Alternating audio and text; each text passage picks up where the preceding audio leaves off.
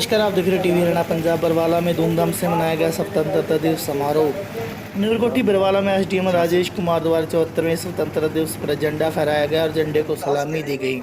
शहर में आज 74वें स्वतंत्रता दिवस पर बरवाला शहर के एसडीएम राजेश कुमार ने राष्ट्रीय ध्वज फहराया व शहीदों की याद में उन्हें सलामी भी दी। अपने संबोधन में उन्होंने कहा कि आज मुझे बरवाला शहर की पावन धरती पर तिरंगा फहरा कर बड़ा गर्व महसूस हो रहा है।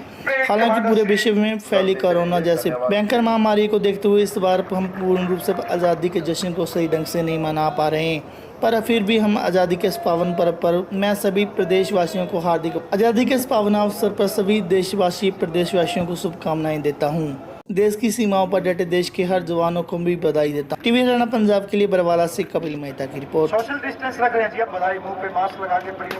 परम आदरणीय स्वतंत्रता सेनानीगण, सम्मान के योग्य बुजुर्गों, माताओं, बहनों, नौजवान साथियों और प्यारे बच्चों, आज हम अपने राष्ट्र का 75वां स्वतंत्रता दिवस मना रहे हैं। इस अवसर पर इस ऐतिहासिक धरती पर तिरंगा फहराकर मुझे बहुत गर्व और खुशी का अनुभव हो रहा है।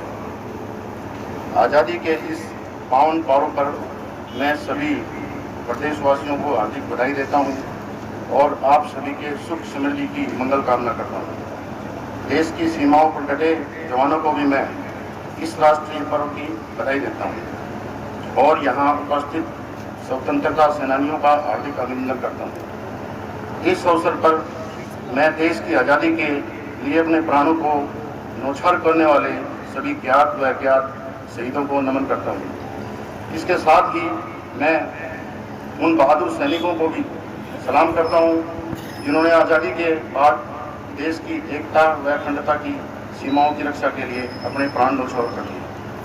उन्हीं के बलिदान के कारण आज हम आज़ादी की खुली हवा में सांस ले रहे हैं। भाइयों और बहनों, इस बार का स्वतंत्रता दिवस हम कोविड-19 जैसी महामारी के साय में मना रहे हैं।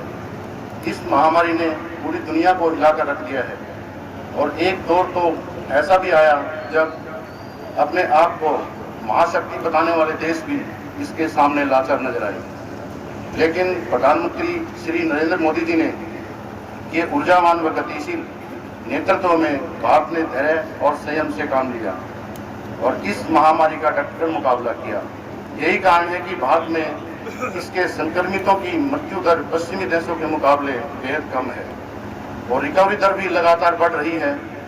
हरियाणा में तो रिकवरी दर लगभग 83% से भी ज़्यादा अधिक हो गई है। सोशल डिस्टेंसिंग, मास्क व सैनिटाइजर जैसी चीज़ों को अपनी आदत में शामिल करके हम निसंदेह इस दुश्मन को हराने में कामयाब होंगे।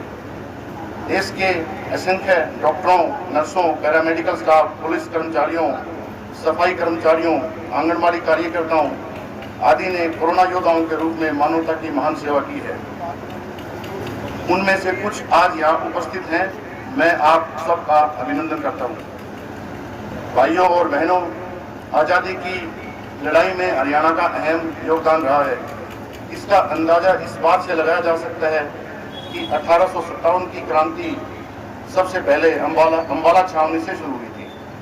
आज़ादी के बाद देश की सरहदों की रक्षा के लिए शहादत देने में भी हरियाणा के वीर हमेशा आगे रहे हैं।